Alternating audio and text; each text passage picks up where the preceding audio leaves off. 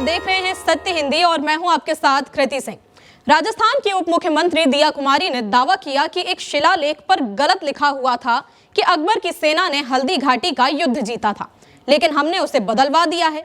हमने शिलालेख पर लिखवा दिया है कि महाराणा प्रताप ने बड़ी बहादुरी के साथ युद्ध लड़ा और महाराणा प्रताप की वीरता अमर रहे।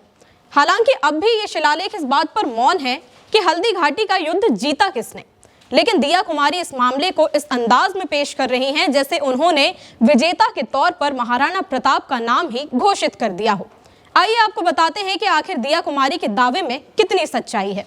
सन 1576 का हल्दी घाटी का युद्ध राजस्थान के इतिहास का एक बहुत बड़ा विवादित हिस्सा है।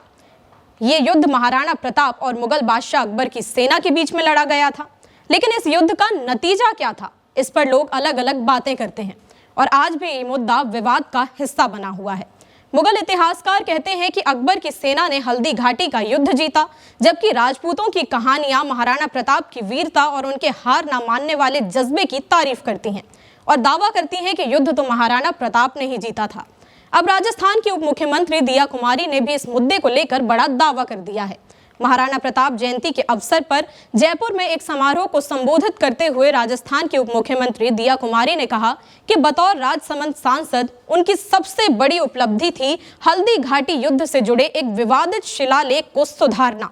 उनके अनुसार पहले इस शिलालेख पर लिखा हुआ था कि अकबर ने हल्दी घाटी का युद्ध जीता था। दिया कुमारी ने कहा कि 2021 में उन्होंने इस गलत शिलालेख का विरोध किया और इसे बदलवाने के लिए भारतीय पुरातत्व विभाग और तत्कालीन केंद्रीय संस्कृति मंत्री अर्जुन राम मेघवाल के साथ मिलकर काम किया। उनके प्रयासों से अब शिलालेख पर लिखा हुआ है कि महाराणा प्रताप ने युद्ध लड़ा और उनकी वीरता अमर रहे। दिया कुमारी ने इसे अपने राजनीतिक जीवन की सबसे बड़ी सफलता बताया और कहा कि लोग बहुत कुछ कहते हैं, लेकिन अब सच्चाई बताने का समय आ चुका है। उन्होंने ये भी कहा कि ये शिलालेख युद्ध के तथ्यों को साबित करता है और आने वाली पीढ़ियों के लिए ऐतिहासिक धरोहर के रूप में काम करेगा। हम मुगलों का लिखा इतिहास पढ़ रहे थे। दिया कुमारी ने कहा कि अब सही इतिहास लोगों तक पहुंचाने का समय आ चुका है। मुगल डिवाइड एंड रूल को फॉलो करते थे, जो अंग्रेजों ने भी किया। राजपूत को राजपूत से लड़ाओ, हिंदू को हिंदू से लड़ाओ और राज करो। अभी तक हमने यही इतिहास पढ़ा है। बड़े दुख की बात है कि अभी तक जो राजनीतिक दल हमारे देश में थे वो भी इसी बात को चाहते थे। उन्होंने भी इसी इतिहास को आगे बढ़ाया। जो किताबें हमने पढ़ी उसमें यही लिखा हुआ था। इस मामले पर इतिहासकारों की अलग अलग टिप्पणियां हैं। इतिहासकार कहते हैं कि हल्दी घाटी को मुगल विजय के रूप में दर्शाया गया है। उनके अनुसार मान सिंह और आसफ खान के नेतृत्व वाली विशाल मुगल सेना ने प्रताप की छोटी सेना को रणनीतिक रूप से हराया। मुगलों ने घेराबंदी की, जिससे प्रताप को पहाड़ों में पीछे हटना पड़ा। हालांकि वे ये भी मानते हैं कि प्रताप पूरी तरह से पराजित नहीं हुए थे और उन्होंने गुरिल्ला युद्ध जारी रखा था। इसी के साथ कुछ इतिहासकारों का ये भी मानना है कि हल्दी घाटी के युद्ध में कोई स्पष्ट विजेता नहीं था। वे प्रताप की वीरता, उनके योद्धाओं की बहादुरी और उनकी स्वतंत्रता की भावना पर बात करने पर ज्यादा जोर देते हैं।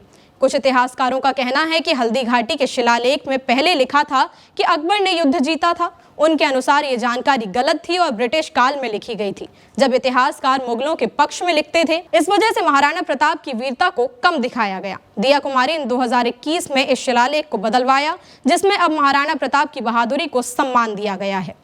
वहीं कुछ इतिहासकारों का मानना है कि ये शिलालेख अब सच्चाई को दर्शाता है और प्रताप के साहस को सही तरीके से पेश करता है। दिया कुमारी के इस दावे ने इतिहास जगत में एक नई चर्चा छेड़ दी है। इस मुद्दे पर कुछ लोग दिया कुमारी के दावे से सहमत हैं और कुछ लोग आलोचना भी कर रहे हैं। सहमति जताते हुए लोग कह रहे हैं कि आखिरकार सालों से छिपाई गई सच्चाई सामने आ ही गई कि युद्ध में महाराणा प्रताप की सेना ने किस तरह बहादुरी दिखाई थी। वहीं आलोचना करने वालों का कहना है कि बीजेपी इसी तरह इतिहास के साथ खिलवाड़ करती आई है ताकि आने वाली पीढ़ी को हकीकत का पता ही ना चल पाए। कुछ लोग ये भी कह रहे हैं कि आजकल इतिहास के साथ छेड़छाड़ करना और नए नए दावे करके राजनीति करने का नया ट्रेंड शुरू हो गया है। आपकी जो भी राय हो इस मामले में हमें कमेंट करके ज़रूर बताइएगा। वीडियो अगर पसंद आया हो तो लाइक और शेयर करें और अगर आप चैनल पर नए हैं तो सब्सक्राइब करें। फिलहाल के लिए इतना ही। देश दुनिया की बड़ी खबरों के लिए आप देखते रहिए सत्य हिंदी।